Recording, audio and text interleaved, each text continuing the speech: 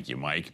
A 16-year-old girl is in hospital following an early morning car accident. It happened before 5 a.m. on Ruth Street and Dufferin Avenue. The vehicle was traveling west when it hit a parked car and came to rest against a house. The girl has been charged with driving without due care. Her injuries are thought to be minor. RCMP say a dangerous offender who had been the subject of a Canada-wide warrant is back in custody. Mounties say 54-year-old Daryl Peter Mooseman was arrested while hitchhiking on Highway 13 east of Daysland. He was wanted for being unlawfully at large. Police say he walked away from an escorted visit to the Samson Powwow a week ago Saturday. He was serving an indeterminate sentence after he was declared a dangerous offender in 1995. A wild weekend police chase in Saskatoon has landed 3 people in custody. It ended here, Avenue H and 18th Street, when the vehicle police were chasing crashed into a fire hydrant. People in the car fled on foot. Air 1 was called in to track the suspects, and all 3 were eventually picked up by police. Now, it all started when police attempted to stop a vehicle at Avenue H and 22nd Street just before 2 a.m. Sunday. And the vehicle took off, and the rest is history. The 3 face numerous charges.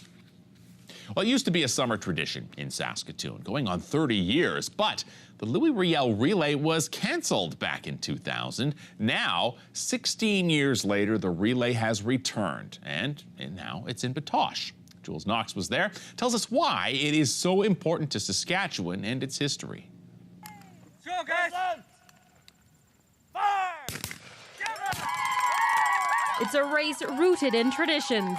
Archery, horse riding, canoeing, and hill climbing with a 40-pound pack are just some of the challenges of the Louis Riel Relay. It's just interesting to run through, have an event through history. It's like you're time traveling pretty much, so it's pretty awesome. The 6-part competitive relay takes about an hour and a half to finish and can be completed by teams or individuals. It gives you a feel for what people had to go through, carrying sacks while they were carrying water. And, you know, I mean, we take it for granted. It's exercise. For them, it was a way of life, so I feel it's awesome. To bring that back and resurrect it is awesome. The Louis Riel Relay was one of the longest-running races in the province from 1969 until 1999. It was the event like that happened in the city, right? At a time where you didn't have many events in the city, this was the major event. When the race was resurrected this year, organizers decided to move it to Batoche from Saskatoon because they say the site is so significant for Métis culture and history. Bringing an event like this that brings such elements of this culture to people in a fun way, it's an exciting way to portray, and it's a very relevant way to talk about history and culture. And we'll bring people here who then will go to the museum and see more. So it's a great way to showcase the history of the place in a fun, exciting way. Officials say they consider this year's race a success, and they're hoping the Louis Riel Relay will return again next year. Jules Knox, CTV News, Batoche. Some good news for drivers in our city. The Ruth Street overpass on Ottawa Drive has fully reopened, and it's a couple of weeks earlier than expected. Traffic restrictions have been in place since May while crews rehabilitated the 50-year-old overpass. City says the project's been completed on time and on budget. Now, once the concrete cures, single-lane restrictions will be in place during off-peak hours so crews can seal the concrete and add lane markings. Now, if you were downtown yesterday, chances are you saw at least some of the 900 vintage cars, trucks, and motorcycles that took over parts of the city. It was the 34th annual Rock 102 Show and Shine weekend. The event spanned more than 10 city blocks, and it was expected to attract approximately 40,000 spectators.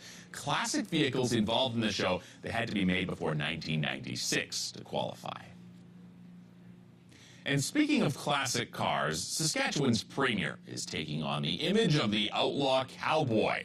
He's a huge Waylon Jennings fan and a classic car collector, and his latest acquisition is Waylon's white Cadillac convertible. Wayne Manteca reports. It's the car Waylon Jennings drove during the height of his popularity in the 1970s. Apparently, there's some of that outlaw cowboy spirit in Saskatchewan's premier. He just bought the late country singer's Cadillac. It's a 1973 Eldorado that RCA Records bought for Waylon Jennings in that year. He had 2 gold records, and they wanted to celebrate. So they bought him this card, his name sort of embroidered on the back, and the flying W that was, and I'm a huge Waylon Jennings fan, so. He's also a classic car fan. He owned an old Dodge, which he sold to raise money for the Cadillac. Well, I sold my previous midlife crisis, which was a 67 Cornet. The Premier heard about the Cadillac through his son. Coulter Wall is a singer-songwriter who travels in the same music circles as Waylon's son, Shooter Jennings. They sent me a note that said, look, this car is now available for sale, and so we negotiated it, and again, I had to sell the other one. And the car just arrived at the Premier's place, but might need some work. so Faith and I were driving down the road, and we may have blown a tire, and the tire, some of the shrapnel may have taken out the rad. So the car got towed back to Swift Current.